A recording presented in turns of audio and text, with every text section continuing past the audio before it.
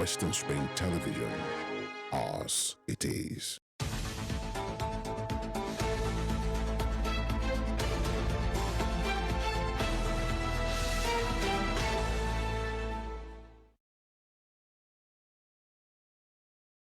Morning, Nigeria. Good morning, world. You're welcome to Morning Spring today on Western Spring Television station and the channel that says it as it is. This is where we discourse, we have conversation, very frank and deep, sometimes uncomfortable kind of conversation, geared towards having a better and a working nation, this nation of ours that will triumph, by God's grace. That is it. Do what we have to do as a people, as leaders and followers as well. Femi Ojo is my name, and I welcome you to this program today. Good morning once again, Evelyn. Good morning. Good morning, Femi. How do you do today? You do Good too. morning, everyone out there. Thank you so much for joining us again on another week where we tend to look at critical issues affecting us as a people, as a nation. Issues in Nigeria and beyond, speaking to policymakers, politicians, stakeholders to help us have a deeper understanding of the issues at heart. My name is Evelyn Ohiolei. I welcome you on board, and of course, welcoming you especially to the month of Ramadan, where there is fasting, prayers, and supplications done by all Muslims all over the world. Happiest Ramadan to all Muslim faithfuls. Yeah, happy Ramadan in this holy month. The lesson that it brings, everything around it, that's quite imbibe those virtues, being promoted by this season, the Ramadan season, the holy month, that's what it's called, especially for the Muslim faithfuls, Islamic faithfuls rather. Now, quickly, many things happen at the weekend. We just touch on it. The late Herbert week with the wife, the son, the final event of, that week was finally held on Saturday. But then, as sober as that event was, it didn't come without some drama, that was acted, let me use that word, by some political bigwigs, by the way, who nearly took the shine, unfortunate one, by the way, of such a sacred, somber, and sober, reflective kind of service. When the governor of River State was speaking, at some point he spoke about the ephemeral state of life, like seeing what is happening. He wonders why people just want everything at all costs, why they are struggling with power, why you have to kill and bury people just because of power. By the way, many persons felt maybe it was throwing shades, by the way, but then either it was throwing shades or not, that kind of message, you could say, without adding meaning to it, was still, part of the messages being preached at such an event. Say, guys, take everything easy. But when the Senate president came up, he had to categorically reply to what Governor Fubara said and say, he even gave an example and say, you're struggling, it's about power. Governor Fubara, if I mention his name and say, if you don't want the struggle you are talking about, you to stop struggling.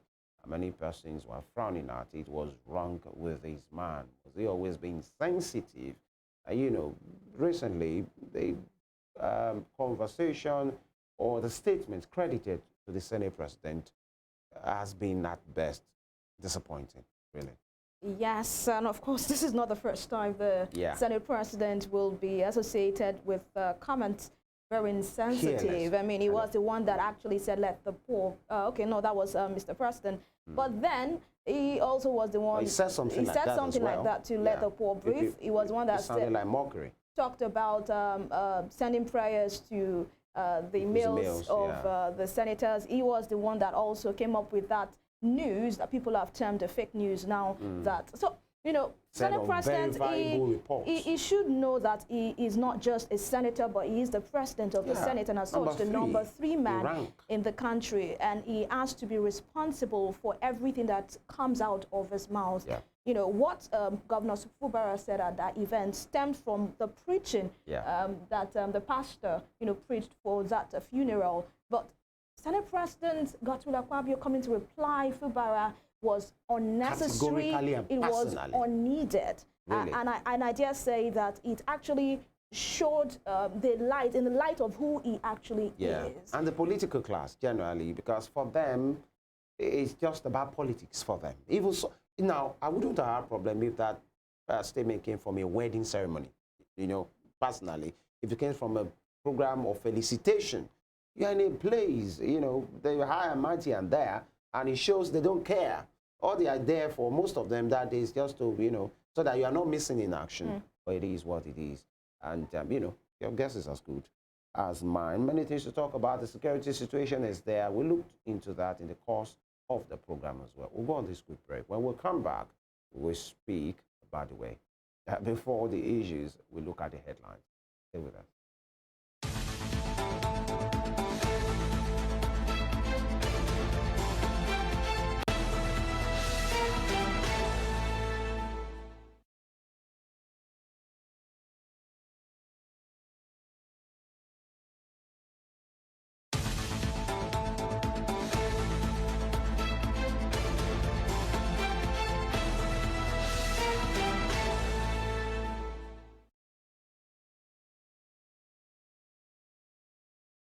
All right, to the headlines right now.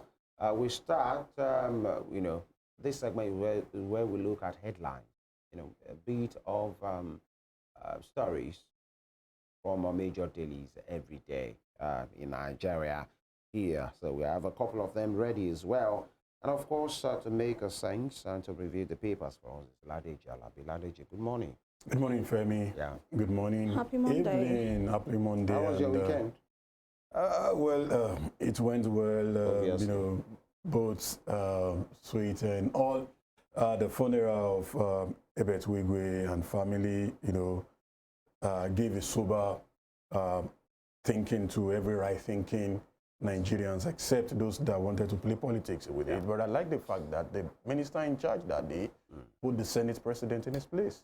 You can struggle till you leave, but the reality is one day, irrespective of what you are, irrespective of the position you hold.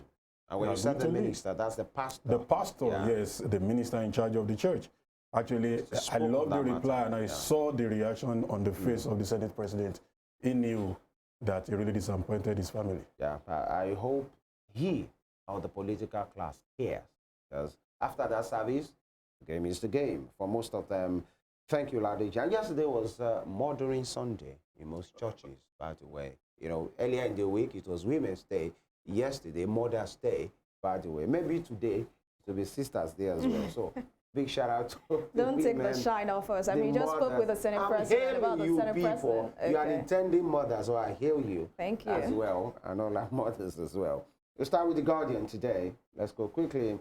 Estimators, starting with The Guardian, again, estimators peg exchange rate at 1,400 naira per dollar as Naira finds fair value. Wonder what that means, fair value. And Goldman Sachs puts it at 1,200 per dollar. Liquidated entity, that's 2,265 naira per dollar. Going concern, 1,203 naira per dollar. Purchasing power parity is 910.1 naira per dollar. That's naira value measurement, two different metrics, by the way. Now, moving on, security agencies' mom, as search for abducted Kuriga school pupils continues. To stem rising food prices and anger in the land, something must be done. That's coming from the editorial piece, editorial page 12 rather. MDLEA intercept illicit drug consignment in commercial bus engine. How ingenious, unfortunate kind of being ingenious can this be? Putting drug consignment in commercial bus engine and arrest 2 grandpas. Governors unveil proactive steps to address food crises. They're still unveiling. Federal government lawmakers fought budget partly in Kelame.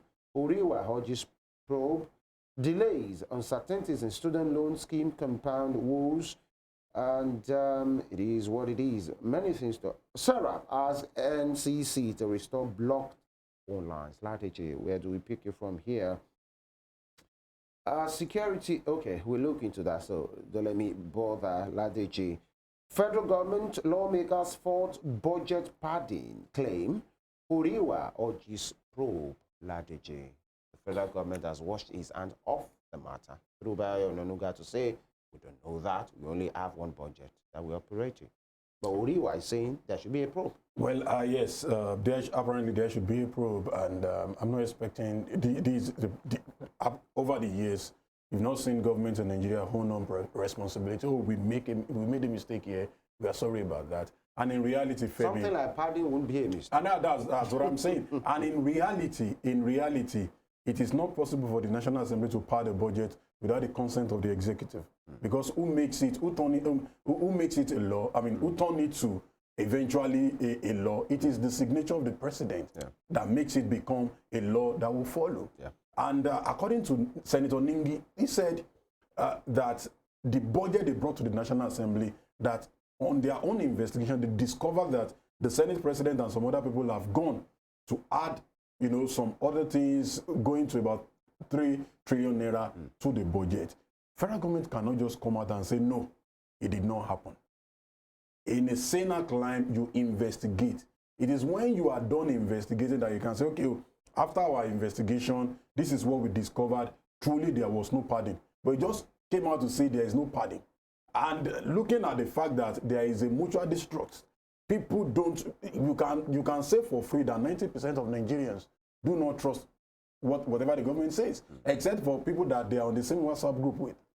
Many people do not trust them. So you can't just, for someone like me, I don't believe you. I've seen you lie over the time. I've seen you say UAE has lifted ban. They are not lifting again. As a matter of fact, from the same person, Bayo Nonuga in the morning and the same person in the evening. So I've seen you, do trials and errors. All right. So I will not believe you when you say the budget was not padded. The only thing that will make me believe you is when you conduct an investigation and you are coming out with, a verifiable evidence that, see, the budget truly was not padded. If actually they do that you're talking about, will a quote-unquote Ladeji still believe?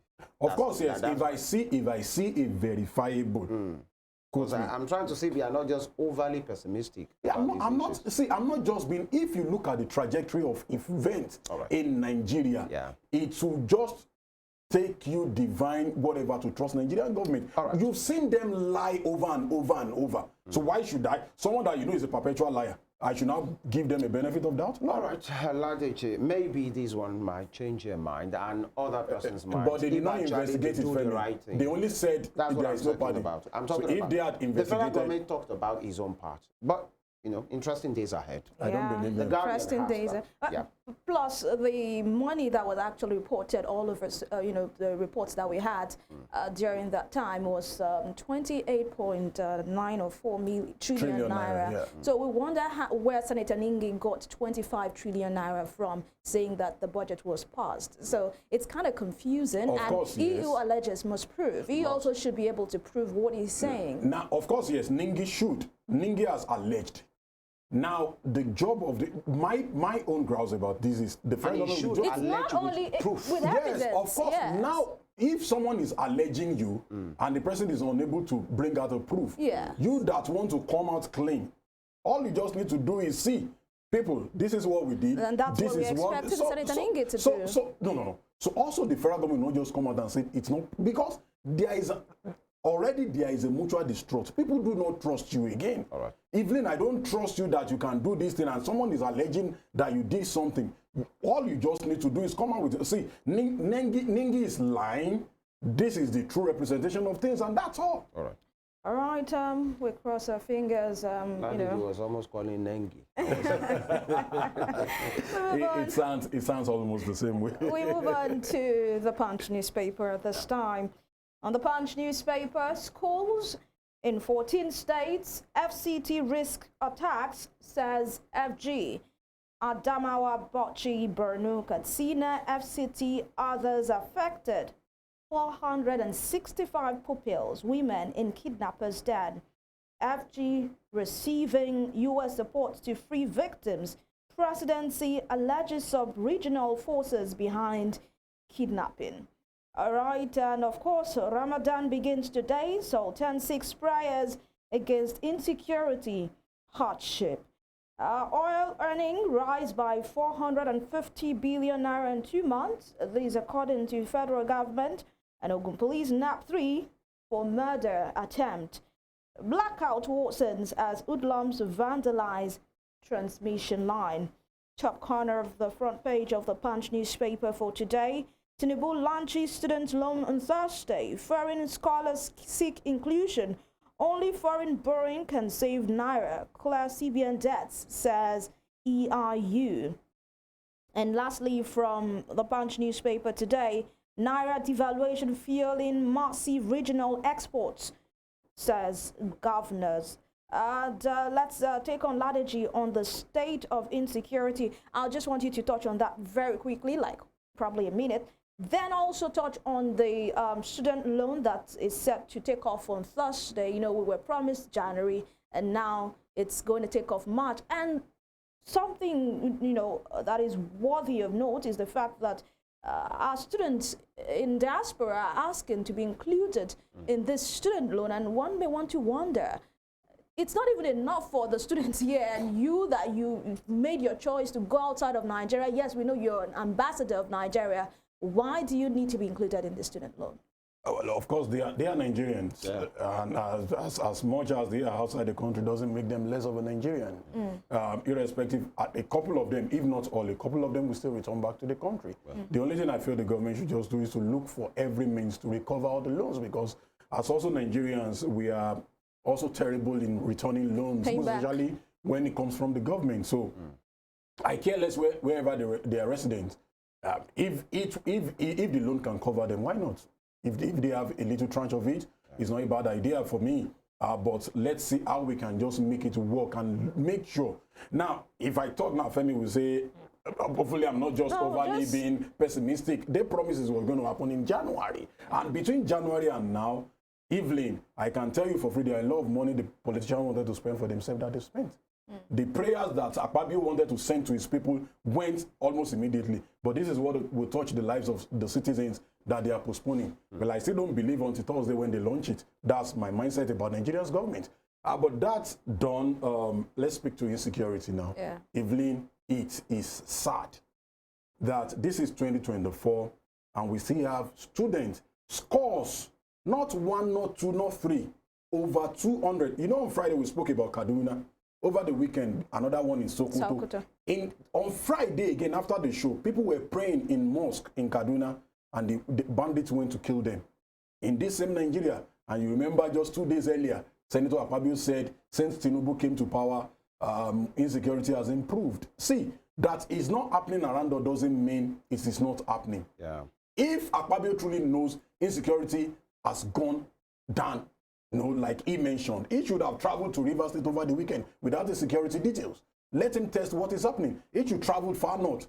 See, they are Nigerians also. People in Kaduna, Sokoto, they are part of us. We are in one Nigeria together. So if Kaduna is not safe, if Sokoto is not safe, people in Osun, people in Kwara, people in Lagos should not sleep. We need to make the country work. And we are talking about places where you have large areas of land, where we should be using those lands for cultivation, but people cannot go to farm. We are complaining about food insecurity.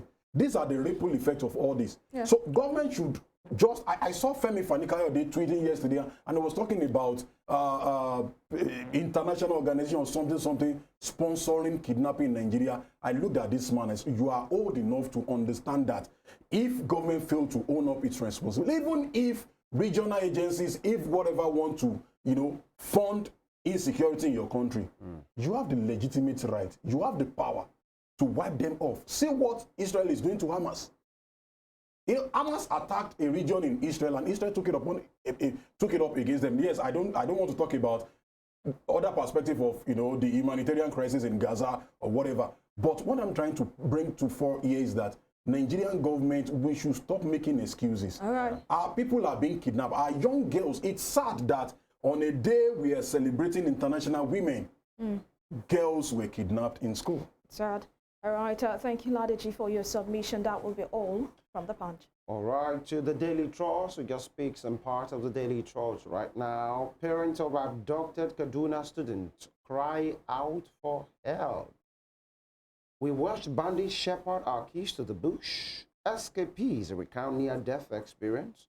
My brother shot dead trying to save his siblings. So these are accounts, painful accounts of escapees, you know, family members. That is not good to the hear at all. Workers trapped as five-story building collapses in Anambra. All African Games, Nigerian female wrestlers scoop 6 gold medals. Cheers to them. 59 doctors resign in Nasarawa, alleged poor welfare. Of course, you know the next destination you can get. 2 months after EFCC presidency silent on Beta Edu, NSIPA boss, federal government denies budget pardon, faults Ningi's allegations. Ramadan begins today. Let's go to Evelyn. All right, we move on to Nigerian Tribune at this time. Let's see what we've got here. Alleged budget pardon. Lawmaker sets for stormy session. Senate Appropriation Committee meets, keeps mum. Presidency says Tinubu presented 27 trillion naira budget, not 25 trillion naira budget. And flooding, Lagos government begins enforcement of drainage's right of way. Beavers cannot be used for your LG poll, says OCEC or OICEC now. NDLE arrests 2 grandpas, uncovers illicit drug consignment in commercial bus engine. And why Naira remains under intense pressure. That's a report there on Nigerian Tribune. Benue APC crisis gets messier. 2 chairmen emerge. We are authentic stakeholders in Ekiti PDP. Fayoshe Group speaking there. And under 2024, disquiet in PDP APC over governorship primaries. Tinubu to meet stakeholders in April as Ayedatiwa Ibrahim intensify lobby. Customs must compensate families of Lagos stampede victims, says the learned silk there. Falana wants further distribution done through local government and as audience to lead Africa's digital evolution. That's that from Nigerian Tribune newspaper this morning. All right, let's move over to Ladeji at this time. I'd like to take this one, talk about the what happened in Lagos, where 7 people died in that stampede when the distribution of the rice was going on at the customs office in Yaba. Falana was saying that these people that died, their families must be compensated, and also further distribution should be done through the LGs. Your take on this very quickly. Yes, I'll support Mr. Femi Falana. Yeah. Why? Because first off, I think I was on the show a day after the distribution was made, and I felt I showed my disappointment in custom. The way they distributed, the dehumanizing nature of the distribution. Nigerians are not less of humans. That we are in this crisis doesn't mean people cannot have their dignity intact. We're sharing food to them as if this is a place where there is war and these people have no other option than just to, it's really sad because I think it was Femi that was mentioning that there is always a way we can go about things, not just making things okay. We want to do them, we want to do them something special by giving them food. It's not that these people are coming for it for free. Yeah. You are the ones that say, come, we are going to sell for a lesser price. Right. But that said, I think also it is right for the government to do the needful. We've all moved on as if nothing happened, and people lost their lives. Yeah. And going forward, if the government want to do something like this again, I feel go to the grassroots. That is where the poorest of the poor are. Right. Go to the grassroots, go to the local government, go to the world level, see how these things can get to the real people that need them. All right. Thank you so much, Ladeji. And this is where we, pause at this time, but we are ending the newspaper review session with Ladeji here. Thank you so much for your time, Ladeji. It's always a pleasure having you on board. Yeah. Thank you. And we go for this break. When we return, we'll speak to the spate of insecurity in our nation. Abductions here, abductions there. What needs to be done? What should the government be doing at this time? What should the people be doing at this time? And what should our security agencies be doing at this time? We have a major stakeholder that will take us on through this and talk to the issues at hand. Do not go anywhere. We'll be right back.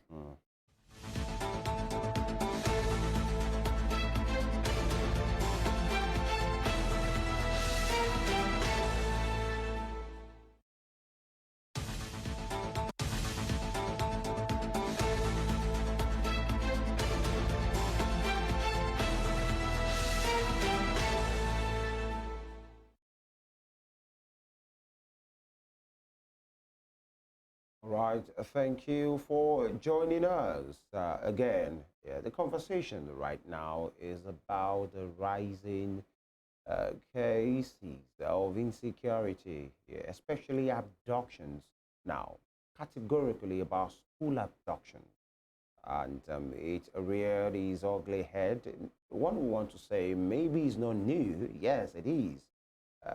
Or it is not, rather. We've had it the last 10 years. In fact, very notorious ones, like the Chibok girls that were abducted at a point under Goodluck Jonathan, and, the Leah Sharibu case. President Buhari came, did all he could, he made some promises, got back some of those girls, but Leah Sharibu and, one or two of the other girls are still there till now, but at least we know the popular Leah Sharibu case, and there have been abductions. Baptist Boys High School in Kaduna State, the FGC, bringing Kebbi abduction, many parts of, especially the northern part of the country as well. There was this abduction like a month ago in Ekiti State. Payment of ransom was done. The students were returned. The driver lost his life. So it's not entirely new, but it's not something to be celebrated. At a point, it looked like we have improved. But then, in the last few weeks, in the last few days, especially this last week, the abductions, school abductions, kidnappings have never ceased. It has never stopped. Killings here and there on the plateau in Borno, in Benue, in some parts of the country as well. This is not to post or paint a grim picture, but it is our sad reality, and that's why we are speaking to the issues today. In Kuriga, there were abduction, in Kaduna State, pupils of a primary school, student of secondary school. Why there was just, one morning like that last week, after being through with the assembly, government came in, almost 280. We're hearing 287 of them. In fact, many of them were whisked away into the bush. Many of them escaped. At the end of the day, both schools were able to account and say 287 of their, pupils and students are missing. That's in the conventional school. In Sokoto State, in Gada local government, an Islamic school, was attacked as well. 15 of those young people were abducted as well. That's not to even talk about scores of women and children that were abducted while searching for firewood in Borno State. This is the reality, and this is what this program is for. We are speaking to this and to make sense of what we're dealing with for us is somebody who is in the know, talking about security and intelligence gathering as well. We're speaking this morning with Mr. Dennis Amachree, MON. He retired as Assistant Director with the DSS in Nigeria, and we are very happy to have him speak to these issues today. Mr. Amachree, good morning. Good morning. Thank you for joining us. Me. Yeah. So, you are the intelligence officer here. Even though you are retired, your knowledge is vast about these issues. And the last time I checked, you're still Nigerian, and you're so concerned about what is happening. This rising spate of abductions, especially school abductions. We have been here before, many persons will say, and we are here again. What exactly are the issues? Because let me just give some pointers so that you can respond to this. Many persons have put some political tones to this to say, there are people who doesn't want the good of this administration. Is it political? Is it just failure of the security architecture? Is it just, the previous thing that we know about Boko Haram saying no to education? What are we dealing with essentially? Thank you very much. Yeah, you've really summarized the whole thing. It started as a religious, situation with Boko Haram, where their leader lost his life in detention in Meduguri. And then from there, they started moving out into the forest. And when they went in there, actually they were fighting with sticks and bow and arrows and stuff like that. And then, of course, the motive was religious. They were, telling people about the fundamental part of the religion, the Islamic religion, But we come to find out that it was not just Islamic religion, especially when they were joined by people from Al Qaeda when Libya fell and Syria, and we have people moving southwards into West Africa, the Sahel region. And these guys came with their own because they were mainly political. And then, of course, the Nigerian one became very, very political, especially in the Northeast. And then suddenly, we have the people they call bandits. Now, these bandits were brought into Nigeria from outside because we believe that after the election, I think of 2014, we have these bandits who don't even speak English. Their version of Fulani was different, and they mainly speak French. And we believe they came from the French-speaking countries of Burkina Faso, Niger, and Mali. And these ones have been there, and of course, there are complicity. That's a story for another day with them. Until right now, I think they are just marauding all over the northeast, northwest, north central. Okay, and are you still with us, Mr. Amachree? I'm with you. All right. Now, these rise. Thank you for giving a foundation, speaking about how these started. But then, this is 2024. Last week alone, just like I said, almost 2 or 3 cases of abduction, school abductions. Women have been abducted. They were looking for firewood to sell and raise some money and to cook as well. And they are still in the camps of these criminals as well. Now, in Kuriga, just like a money like this and the faithful money, the student and the pupils go through with the assembly and they were attacked. In Sokoto State, on Friday or thereabout, the abductions from an Islamic school. What is giving rise to this? That's why I gave those pointer. Many persons will say, are there collaborations or, people who doesn't want the stability of this administration? Because many persons believe those are the cards that was played under Goodluck Jonathan, talking about political, struggles and the rest. Do you agree with that sentiment that this could be political, or it's just a failure of the intelligence community collaborating with the security architecture? I am from the intelligence community. Yes. I retired from the intelligence community, but I can tell you right now that it's not their fault at all. They are doing the best they could, but the problem is political. Categorically, I'll tell you it's political, because we have even had hostages who have been kidnapped. And remember Abdul Salam? There is this lady, Hawa Abdul Salam, who was kidnapped in Abuja. And she said it, that when they were talking with them, they said, why are you kidnapping us? And they said, well, we're kidnapping you because government does not want to give us what they promised us.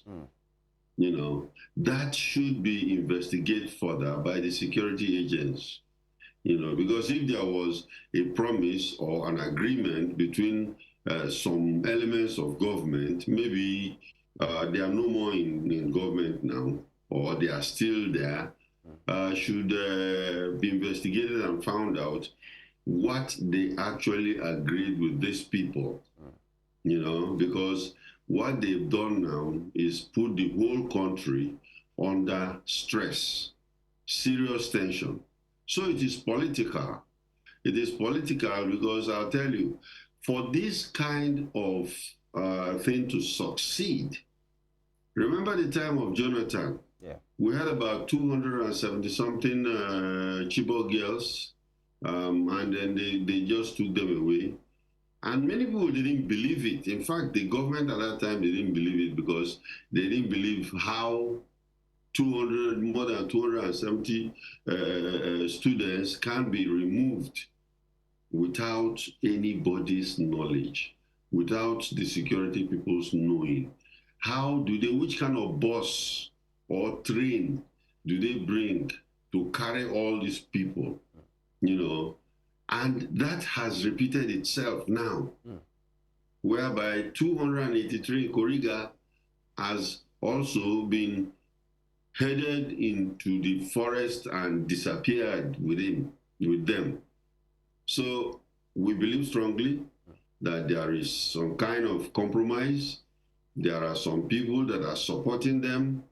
In fact, that is not a secret anymore, because a lot of people that have been kidnapped and who are released will tell you that there is something going on. How can somebody ask for 100 million naira, and then they pay the ransom, sometimes 300 million, like that. And then look at the people who have collected this money. They are ragtag. They are ragtag. They don't even wear clean clothes, So that tells you that the money is going somewhere else. It's going somewhere else. And just like Hawa Abdul Salam said, they said that the money goes to their master. And now, who are these masters? I think that's what we need to investigate. You talked about compromise, and I'd like to ask, compromise, and it's a sad reality, I keep saying this, that it appears like it's not new. We are supposed to have mastered this thing, because it happened under Jonathan, it happened under Buhari as well, and now it's happening now. Compromise on whose part? Are you saying, and by the way, the thought of some people that feel when these kind of things are about to happen, security agencies, personnel will look the other way. Maybe they are being ordered from powers that be, quote and unquote, because to have 287 to 80 children moved into the bush at once is not, it's not just like you are just transporting few people in your car. And, some eyewitness accounts said like 100, that those criminals were like 100 in numbers. So for them to even approach from their hideout, does that mean somebody didn't see anything? Now 100 of them ferrying away to 87. Surely there is some compromise. So the compromise, Mr. Amachree, is from where? The Nigerian Army, the Nigerian Navy, the intelligence community in which you represent as well. Because when we say, do you mean we can't get hold of these people while these things are being planned? How come they can easily, brazenly come out to just do whatever they want to do and return without a single bullet being fired? Mr. Amachree. Like I told you, the security agents, even the military, are doing the best they could. They are doing the best they could. But you find out that they are under the direction of politicians. It is not like America, where we have the FBI or the CIA who will go out and do something in pursuit of the national interest of their country. Here in Nigeria, they are answerable to the president. And because they are answerable to the president, they cannot take off on their own and say, okay, let's go and do this or this. I am happy when I hear the president will say get those kidnappers and return those children, beautiful. They can go out and do it. But there are political, you know, we say fifth columnists, whereby there are people who are there to definitely there to sabotage the government effort. You know, so we have people like that. If I was in service, what I would do is to go ahead and investigate and know those people. I'm very sure maybe they already know. The security agencies know, and they must have discussed it with the president, you know. And, you know, Nigeria is not actually under the rule of law, whereby some people will be behaving as if they are above the law. Some will come out and tell even the secure policemen, do you know who I am? Do you know what's your name, you know, and stuff like that. So we need to put our house together. If we want to solve this problem, I think it's very, very clear. The suggestions and the solutions have been given to government, and I believe that government can go ahead and use these solutions to solve this problem. All right, Mr. Amachree, thank you so much for your submissions thus far. But then, you know, people at this time, they are in a state of helplessness. People are tired, I must say. Like my colleague read out the other time, in the space of 1 week or 2 weeks, we've had 200 people kidnapped in Borno. That's IDPs, 200 IDPs kidnapped in Borno. We've had 287 pupils kidnapped in Kaduna. We've had 15 pupils kidnapped in Sokoto. If you round this up, you're having close to 600 people. I'm not talking about cockroaches or flies. 600 human beings kidnapped. And one will want to wonder, you know, at some point we heard the police PRO saying that this insecurity that people are talking about, it's not as bad as we paint it. It's just some people that even, some are fake, some are exaggerated. It's just pockets of issues, pockets of, you know, violence going on in different places in Nigeria. It's not as bad as we term it to be. Do you think the security agencies and the government, I mean, we've also had the Senate president say that insecurity is, you know, going down in this particular administration of President Bola Ahmed Tinubu. Do you think the security agencies and the government are playing down on the disaster, the security disaster that is happening in the country? Well, when you hear, most of these I call political statements. You know, political statements are made all the time. Now, when you look at the one, take the Kuriga situation, for instance. When it happens, you will see politicians will be there. The governor was there, and the governor will tell you, we're going to get them back by all means. You know, which means are you going to get them? You know, those kind of statements are very, very implicating, because I don't know how he's going to get them back as soon as possible, because that's what he's telling them. We are going to get them back as soon as possible. Now, that is something you discuss with the security people, because what is he going to do? Maybe go and negotiate and pay ransom? In fact, when he made that statement, if you were following the news very well, some people already came out with this rumor that the government has taken negotiators who are going to negotiate for those students, you know. But they came out to say, no, we didn't take any negotiator. But the thing is that you have to be very, very open and plain when you are dealing with human lives, you know. And we don't want the situation, because that whole idea of paying ransom has been our undoing as a country, because these guys take the money, they give to their masters go ahead and buy them arms, and then they now use it to harass people again and again. One AK-47 in the black market is almost, like $1,000, So where do they get that kind of money? And even look at those people carrying the gun. Do they look like people who has been doing this thing?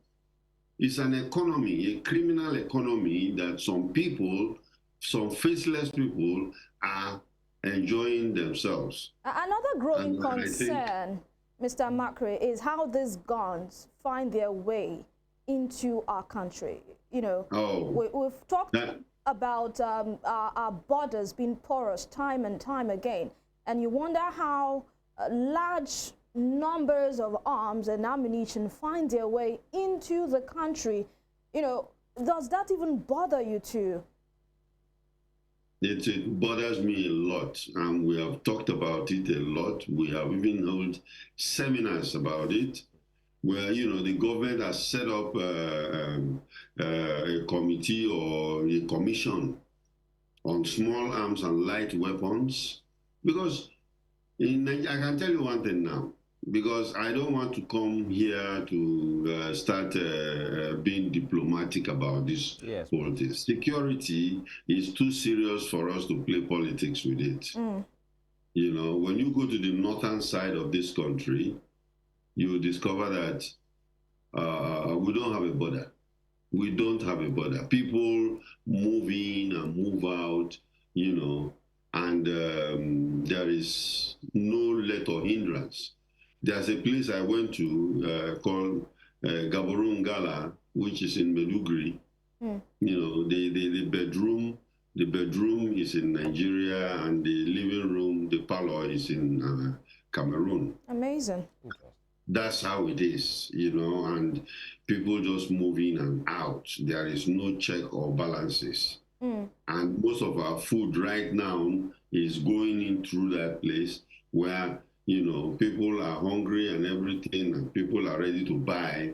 Our petrol is moving across the border and stuff like that. So, number one, you want to stop all these things. That's why I'm saying that it needs some fundamental restructure, whereby, number one, the borders have to be monitored very, very closely, so that we don't have all this movement up and down. The arms in the country are so many, so many, and we cannot continue to have that kind of arms. It should be worrisome to government, So these are the situations we find ourselves. The problem is very, very deep.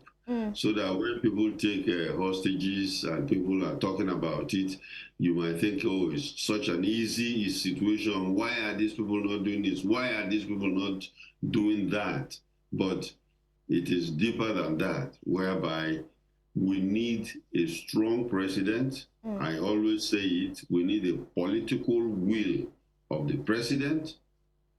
He should have a strong political will to say, yes, we are going to get rid of this problem and get rid of it. Do you think President Tinubu is a strong president to do this? I don't think the political will is there. He's a politician. Don't forget that. President Tinubu is a politician. And when we say politician, there are, it's not a military regime. In a military regime, the head of state can say, I want this to be done with immediate effect. I want this to be done right now, and it will be done. And they rule by decree. In a civilian regime, even if President Tinubu has a strong will, he has to go through the legislators. He has to go through them. Look at, we want to form state police. We've been shouting about state police for so long. Now, state police, even the senators and the House of Rep people are now worried because it is coming to worry them, But look at how long it is taking. They have to do first reading, they have to do second reading, there will be filibustering, all kinds of people will do all kinds of things. Then we'll start looking for the money, to fund it. and before it will be passed and the president will sign it. That's a long story. All right, before we come to the issue of state police, because I want us to also dwell on that, you spoke on a border issue. I mean, I was bothered about that, especially when you gave the example of a particular state where the bedroom is in Nigeria and Gaborungala the is sitting room is in Cameroon. you are freshman, you should take a trip. When we now have statements like the borders are closed and people are on the president or the federal government to open the borders, I'm finding it funny, because if the borders are closed, what happens to somewhere like that's kind of situation, that kind of scenario now? I mean, things will still come in whether or not the conventional borders are closed. Yes, you know, let me tell you, smuggling is a very big business. And the amount of things that are smuggled illegally through illegal routes or, you know, all kinds of places is equal to the one that comes in through the, or more than the one that comes in through the normal border. You know, don't forget that most of West African countries depend on Nigeria, including Cameroon and Central African Republic and Gabon. Many of them depend on Nigeria for oil, for food, you know. So these things are known and they move on. In fact, when the president said, when Buhari closed the borders, some presidents came to see him, you know, to open the borders because their life depends on it, you know. So even though we publicly say the borders are closed, things are moving. Things are moving very well in the illegal routes. All right, let's come to state police, the issue of state police. Your thoughts? What do you think? Do you think if it's finally implemented, it's going to have an overwhelming success, especially when it comes to reducing the spate of insecurity in our country? You know, criminologists will tell you that crime is committed in a locality. Crime is committed in everywhere that crime is committed is a local government. Let me put it that way. You know, so it's in a locality. And if the crime is committed anywhere, the people around that area more or less have an idea of who committed that crime, you know. And when we talk about state police, we also talk about community police, because you have to involve the community when you are doing state police. Yeah. The people will know the policemen, and the policemen will know the community very well. That's why you're not going to bring somebody from Kano State to go into Osun State and then, of course, start to police that area in a local government. It will not, you know, be effective. So because of that, we are advocating for state police. And when state police is established, they will come in, but there is also a very serious area that is very, very important for them to know. Number one, they should be people from that area, general area, or residents of that area, people who know the area. Yeah. Number two, they should be well-trained, because you cannot just bring the police we have now and put them there. You know, if they're not well-trained, or you give them the AK-47 they are carrying, and every local government is having about maybe about 5 to 10 policemen. These people, when you have bandits coming on motorcycle, about 100 or 150 of them, they will overwhelm those people there. Before Femi comes in, let me just chip this in. Are you concerned about over familiarity, especially when these men are from the local government, resident in the local government? You know, we've had issues where you have done something wrong and someone says, I know the person is a friend to my brother, he stays on our street, and they are able to you know, shake hands and, you know, the crime is pardoned. So are you concerned if we have the issue of state police and local government police, and now especially with people from the residents in that community, there will be too much over familiarity, and many people will tend to, you know, be pardoned for crimes that they commit? No, I disagree with you. I disagree with you. There is no way you can have over familiarity when it comes to crime, you know, because when you do over familiarity, what you're doing is that you are putting some people above the law. You are putting some people above the law, and nobody should be above the law, including the local government chairman or the governor or the president. You hear what is happening in the United States right now. The President Trump is in court, you know, and, you know, some courts have already found him guilty. Some courts are trying to make sure that he does not run again. And if he's not very clever, they might even put him in jail. So this is how it works. Look at South Africa. Remember President Zuma? President Zuma is in jail right now. So nobody should be above the law.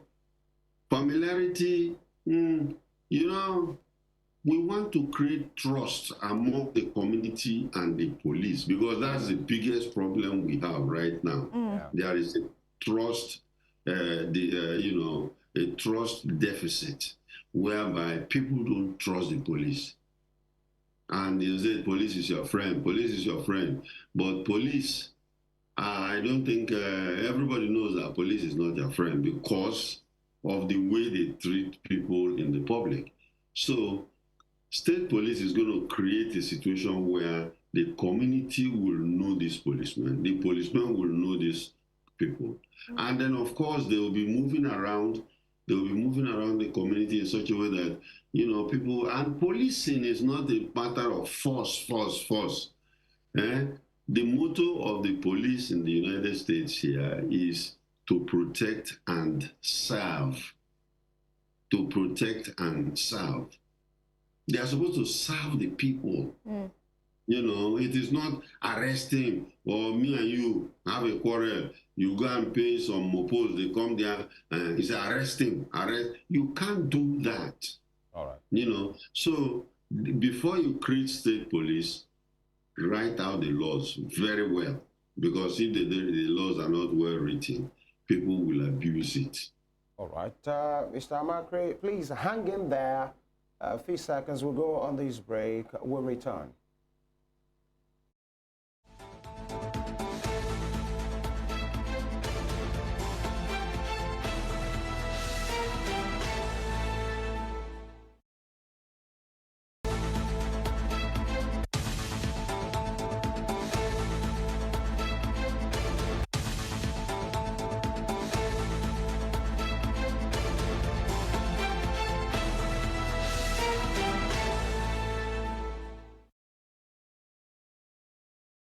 All right, you're welcome back, and we're still talking about the abductions, especially school abductions, that is on the increase. At least we had like 2 last week, different kidnapping situations across the country that doesn't have anything to do with school kidnappings. It's about the rising insecurity in Nigeria, and we've been speaking with a deputy director of the DSS. He's retired now. Mr. Dennis Amachree, and he's been speaking with us. Mr. Amachree, thank you for being with us. Would you? All right, quickly, you know, in your previous submission, you said these guys are like rag tags. They are faceless. But I dare say, maybe they are not. You remember, a particular time, Sheikh Gumi, a cleric, was always making a case for them. They should be forgiven, they should be talked to, they should be reasoned with, you know, they should be lenient with them. It's not about the kinetic, we can use non-kinetic as well, you know, there was that era. And some of these times that it goes to, you know, speak with these bandits and criminals, sometimes they are even recorded, meaning they are not faceless.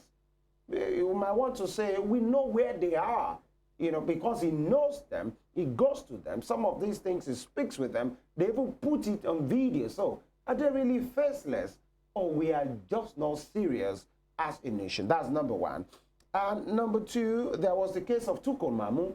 Mr. Amachree, if you remember, he was a terrorist negotiator. He was arrested in Egypt or thereabouts, brought back into the country, in 2022. Till now, we don't have anything concrete, about Tukur Mamu. Years ago, the government of the UAE published some names, and they said they are the ones financing terrorism in Nigeria. They sent the list to the federal government. Lai Mohammed was the Minister of Information then. He spoke to it and said they are going to make them known. They are going to release the list. Nothing happened. So, are we even serious as a nation, knowing fully well that these people, they are not ghosts. They live among us. It appears like we know them. But it's like maybe because it hasn't affected the children of the high and mighty, so it doesn't matter. Well, you're right. First of all, they are not faceless. They are not faceless because some of them have been arrested. Yeah. Some of them have been killed. Some of their leaders have been killed. And some of them are, they are not faceless. And some of them are on the wanted list of the DSS. I know that, and they're looking for them. But one thing you have to know is that, like, for instance, you just mentioned it. People like Gumi will come in there. He claims to be a negotiator. He tends to come and then, of course, talk about their plight and all those kind of things, how they are suffering. They need to build hospital for them and school. These guys, you see, this is where we come to a problem. Are they Nigerians? Why are we doing this for them? Are they from this country? If they are not from this country, why are they in this country illegally and causing this problem? That has to be straightened out. We have to agree and know that these people are supposed to get out of this country. So when Gumi comes around to talk, and then of course Tukur, who goes there with Gumi, later was arrested. Do you know why he was arrested? The DSS discovered that this guy was actually negotiating and sharing the money with the bandits. Do you understand? So he will say he's a negotiator, but what is okay, 100 million, then he has his own percentage, and he will pay, and then so we find out that he has positioned himself as a middleman. And making money, smiling to the bank. Mr. Amachree, one will say, so what has become of Tukur Mamu? We have not heard anything. Is he being prosecuted?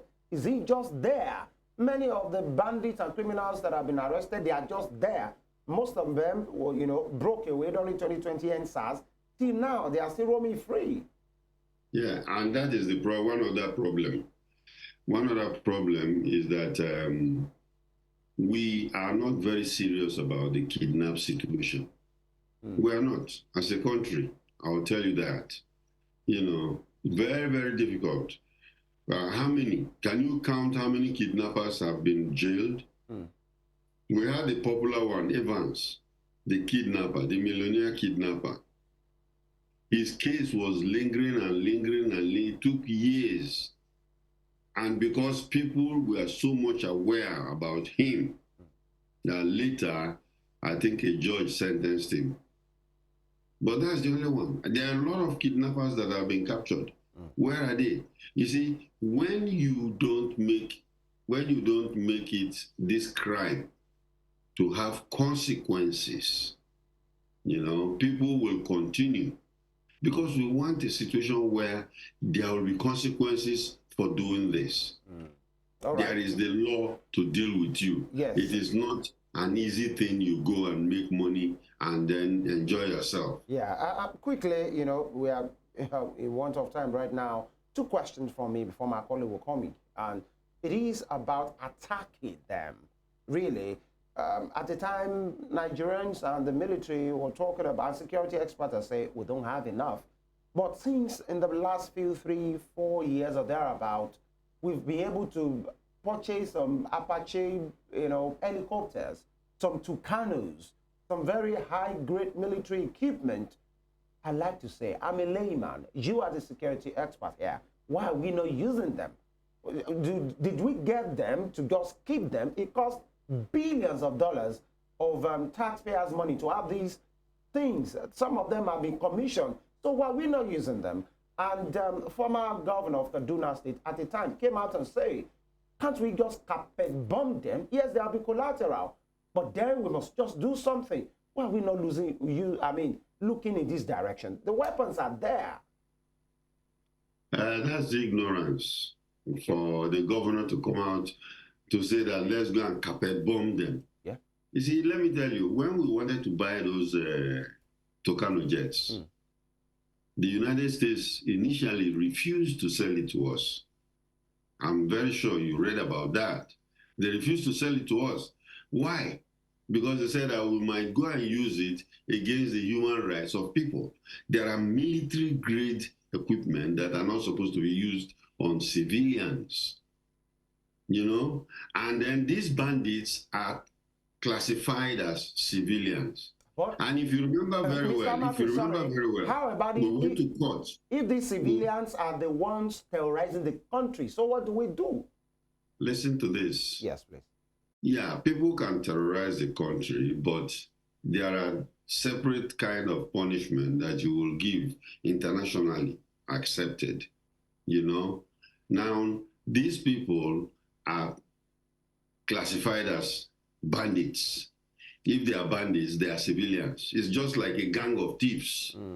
Bandits are a gang of thieves. But they're actually terrorizing us. If you remember very well again, we went to court to classify them as terrorists. Remember? If you remember that, they classify them as terrorists. Why do we classify them as terrorists? So that we can use this equipment on them. Do you understand? So these equipments are there. But the point is that majorly, this particular case we are having is not insurgency per se. It is terrorism, local, internal terrorism, and it's complicated. It's complicated. I can see it on your face, but it is complicated and in such a way that there are certain equipment that you can use, and if you use it against certain people, the International Criminal Court will be looking for you. And so, the Nigerian Army is a disciplined organization. The bandits are not disciplined. They do whatever they like. The Nigerian Army will not go and kill women and children. Bandits will go ahead and kill women and children. That's why, the First Lady came out to say that if we catch them, they should kill them. Capital punishment. So these are the intricacies. And solving this problem is not just an ordinary one that you can just wave with the hands. All right, Mr. Amachree, I'd like to also quickly have your take on some of the solutions that have been preferred. Chief of them is what Senator Ned Nwoko, representing Delta North, said, calling for self-defense. He said people should be allowed to carry arms, albeit they should be licensed arms and also trained. Say, if we have people having their own personal arms, probably pistols or whatever, they will be able to defend themselves when these criminals come. Your take on that very quickly. Quickly, I'll tell you that I don't agree. All right. I don't agree with Ned Nwoko because we are not ready for that.